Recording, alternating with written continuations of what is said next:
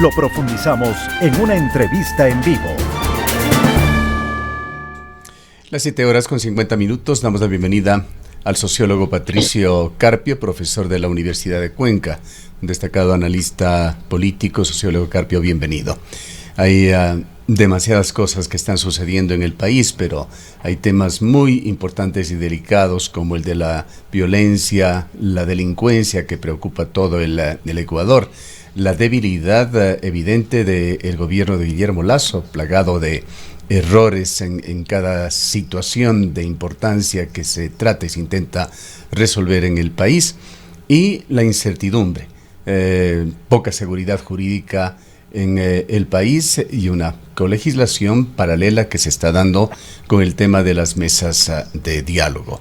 Hay sectores que han solicitado se les incluya para poder también dar su punto de vista. Por mencionar algunos de ellos están los distribuidores de petróleo, están también los transportistas, quienes el día de ayer se conoció han iniciado también ya un diálogo por cuerda separada con el gobierno.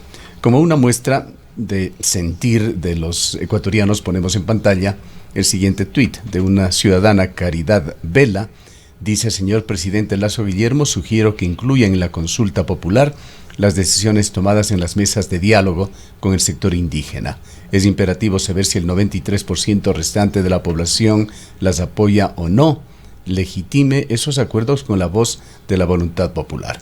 Uno de los problemas evidentes aquí que han reclamado diversos sectores, algunos analistas incluso, es nuevamente el tema de la comunicación. Señalan que cosas muy importantes se han estado dialogando en estas mesas, pero no ha habido una adecuada información y son todavía una especie de caja de Pandora. No se sabe qué es lo que va a salir de allí. Esto se develará recién el día viernes, sabiendo que las discusiones por varios hilos continuará.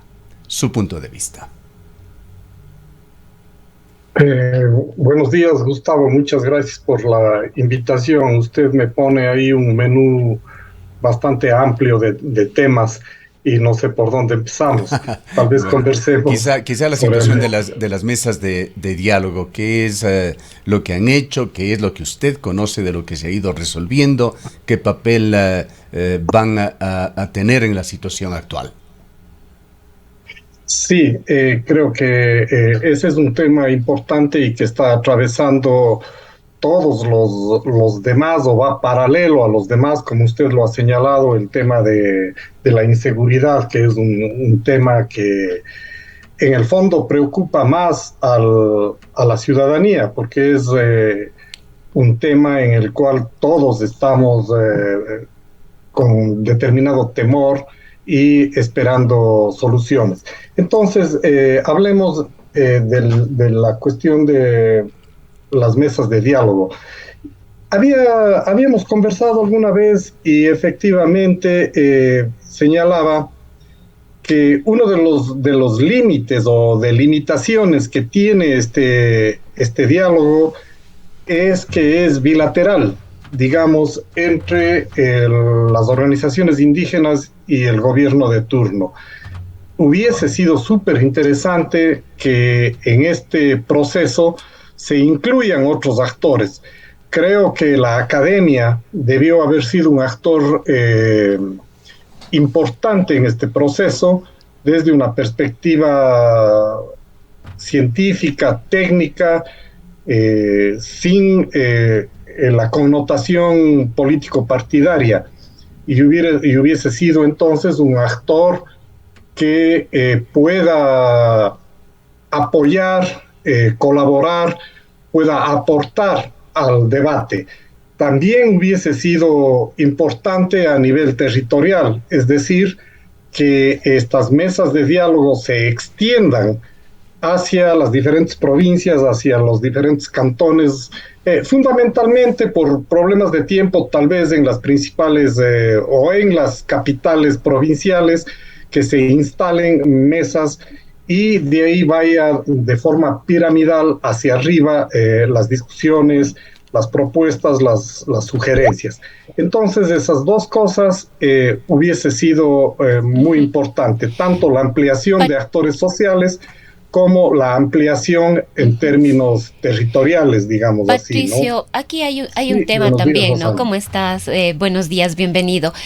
Por un lado, el gobierno nacional, a través de sus voceros, entre ellos el ministro Francisco Jiménez y la viceministra, que ha estado al frente de alguna manera en estos procesos, luego de que se retiró el ex asambleísta de la provincia de El Cañar, Romero Castañer, ellos aseveran que este es un proceso histórico, una acción histórica que se ha dado, que nunca ha existido un diálogo a través de estos procesos entre el gobierno nacional y el sector indígena o una parte de las organizaciones sociales, y que además hay resultados. Pero por otro lado está el sector indígena, que se ha mostrado ya descontento con los resultados de estas mesas de diálogo. Era quizás obvio que en este lapso que se plantearon para encontrar resoluciones iba a resultar definitivamente corto para problemáticas tan amplias como las que se estaban planteando y proponiendo, y a las que en el camino se iban probablemente añadiendo otras. Y el sector indígena ha dicho incluso que va a analizar qué es lo que ha pasado después de este proceso de encuentro, de este proceso de diálogo, y tomarán decisiones. Entre ellas no se descartan nuevas movilizaciones. Son dos posiciones opuestas. En realidad ha habido procesos de diálogo como estos. ¿Cuán importante es avanzar en estos procesos de diálogo? Y quizás más allá de lo que tú mismo acabas de manifestar en este momento, que no debió haber sido bilateral, sino que se debió haber incorporado a otros sectores, entre ellos la academia, con un criterio importante que podría haber tenido y que pudo haber aportado también.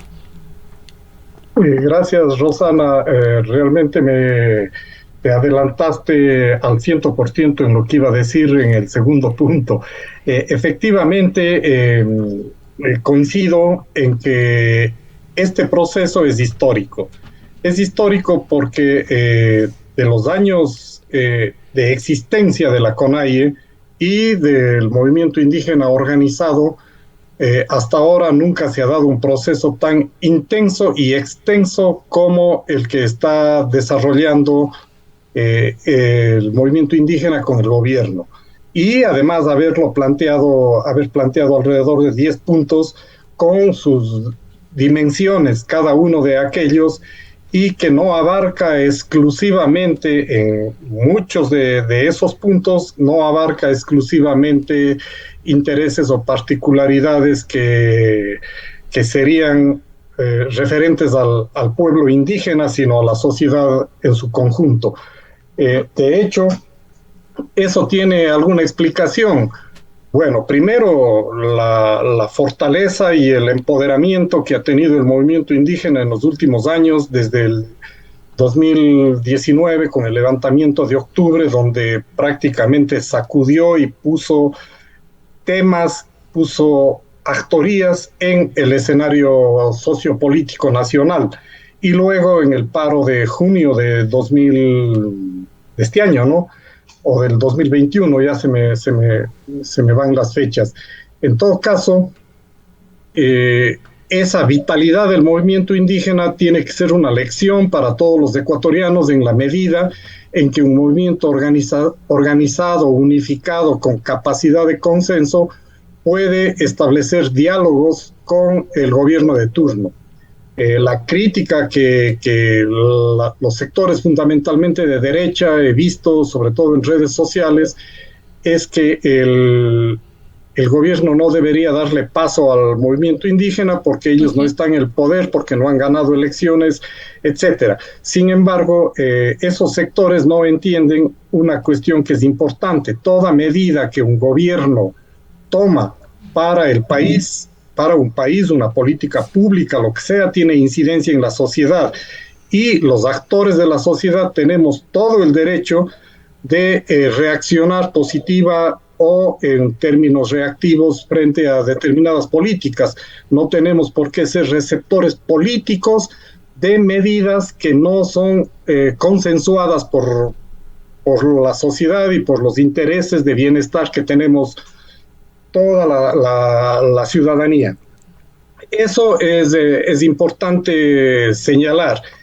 Lo otro es que efectivamente nunca, la cuestión del gobierno es, por un lado, el empoderamiento del movimiento indígena, pero por otro lado, se explica que este gobierno, al ser de una derecha radical, digamos así, con muchos elementos, pero de la línea dura del neoliberalismo, se siente a conversar con los sectores indígenas. Eso solo puede explicarse por su propia debilidad en cuanto a tener líneas estratégicas para el relacionamiento con la sociedad, con la política social y en algunos casos con la política económica. Si es que no se sentaba a dialogar con el movimiento indígena, el tema de la ingobernabilidad se le ponía a la puerta y quién sabe qué es lo que ocurriera. Por tanto, no es un tema de voluntad exclusivamente política y de apertura social, etcétera, sino un tema de condición para su propia supervivencia. El tema ahora es saber, y habrá que hacer el seguimiento, entiendo que el movimiento indígena lo hará directamente como actor fundamental, de si es que todos los temas que se van firmando, que se van acordando, van a tener una viabilidad, si van a ponerse en operación. Muchos de esos elementos requieren presupuestos y hay que vigilar que en el nuevo presupuesto que se proyecta para el 2023, esos temas estén incluidos. Si no están incluidos, pues vamos a tener nuevamente contradicciones de fondo. Sociólogo Carpio, si me permite, para insistir en esto de la falta de representatividad que puede haberse dado, ¿no? Es posible echar conclusiones todavía sobre qué es lo que va a salir de estas mesas de diálogo, pero ponemos en pantalla una invitación que está circulando para escuchar al ministro Javier Vera como principal expositor en la 13ª Conferencia Anual de Ministerios de Minería de las Américas y el evento LATAM Mining Investment Summit que se está dando será el día de mañana, una conferencia que será escuchada a nivel mundial por el ministro Vera por los sectores interesados en la minería. Traigo esta colación porque en Cuenca se organizaron varios de los colectivos que han venido luchando por el agua y en contra de la minería para tratar de encontrar un espacio en las mesas de diálogo. Entiendo que algún grado de atención recibieron, pero no pudieron encontrar un espacio para defender los graves problemas de aquí de la provincia de La Suay, pues estaban también en tratamiento el decreto 95 que se lo anuló y el 151 de la minería que tenía que reformarse. Cuenca y sus problemas han quedado sin ningún efecto hasta donde conocemos por las mesas de diálogo. Sí, el último punto, comencemos por ahí. El último punto es el reflejo de la ausencia de una democratización territorial en relación a las mesas de diálogo. Es decir, las provincias, los territorios no están expresados ahí, es la macropolítica, si se quiere, la macroeconomía la que se está discutiendo, con algunas particularidades muy específicas y muy puntuales respecto al movimiento indígena, como el tema de la educación intercultural, por ejemplo, y el punto de que se retornen como alrededor de 1.500 profesores indígenas al sistema, de que sea autónomo, etcétera. Particularidades, pero en general están temas de macroeconomía. Y usted ha tocado el punto clave, el punto de la discordia, y el que no tiene todavía resolución, y no creo que lo tenga, que es el tema del extractivismo. Nosotros en el Azuay, más que nadie, hemos vivido una lucha, una resistencia permanente y que va cada vez subiendo de nivel y de grado, porque se ha empezado por las demandas judiciales, se ha llegado a las consultas populares, etcétera, y la población de esta provincia, en su gran mayoría, en su absoluta mayoría, plantea que no debe haber minería en determinadas condiciones, fuentes de agua, áreas sensibles, etcétera, como páramos, por ejemplo, y sin embargo, las empresas transnacionales siguen operando con el aval, si se quiere, no directo, porque no sale nadie a decirlo desde el gobierno, pero no se hace nada por controlar aquello, y siguen operando, el Estado se hace de la vista gorda. Sobre esto del gobierno, quisiera simplemente aportar, sociólogo Carpio, el ministro Vera, que es el principal portavoz y en eventos como esto está prácticamente cada semana promocionando proyectos mineros, incluyendo allí Quimsacocha, y Roberto Salas, amigo íntimo del presidente de la República, uno de sus principales consejeros, es otro de los portavoces que semana a semana está en distintos foros promoviendo los proyectos mineros, incluyendo Quimsacocha. Además, se acuerda, Patricio, en las mesas de diálogo con el sector indígena, una moratoria minera hasta que se establezca o se cree esta ley para la consulta previa, libre e informada, pero se deja fuera Quimsacocha. El lío que tenemos entonces es a lo que estoy queriendo llegar, es que hay un doble discurso. De hecho, el gobierno no sale a decir que en Quimsacocha las empresas deben continuar por tal o cual razón. Lo que hace es en foros internacionales y en diferentes eventos lo pone dentro de la bolsa minera que el Ecuador oferta al mundo. Entonces, ahí hay un juego perverso en relación a la ciudadanía, en relación al ambiente. El gobierno, otro elemento fundamental de su doble discurso es la creación de un ministerio de transición ecológica. La transición ecológica conceptualmente significa cambios en los patrones de producción y de consumo. Y absolutamente nada, no hay ninguna pista, ni una, que nos embarque en ese nuevo concepto en la práctica. Y en el tema minero, pues eso, el gobierno, como ustedes bien lo han señalado, el gobierno en sus cálculos económicos de ingresos al presupuesto nacional, etcétera, sigue incluyendo el tema minero y sigue promocionando internacionalmente las bondades que ofrecería este país respecto a temas de oro, plata, litio, cobre, etcétera. Entonces, ahí eso no tiene solución, eso solamente se resolverá con fuertes conflictos sociales. Yo quisiera establecer un compromiso con usted, a ver si el próximo día sábado, con conocimiento de causa ya de lo que salga de las mesas de diálogo, realizar un análisis a fondo. No quisiera cerrar este diálogo sin una visión suya, un comentario sobre esta etapa preelectoral que se está viviendo en la ciudad de Cuenca, cuando aún no están definidos los cuadros. Bueno, sí, efectivamente estamos en una... Bueno, muchas gracias y a la orden. Seguro cuente conmigo, Gustavo. Justamente ahora estoy trabajando un tema sobre extractivismos. Estoy analizando desde la perspectiva conceptual, desde la perspectiva política, sociocultural y, claro, sobre el tema ambiental y jurídico. En el tema preelectoral,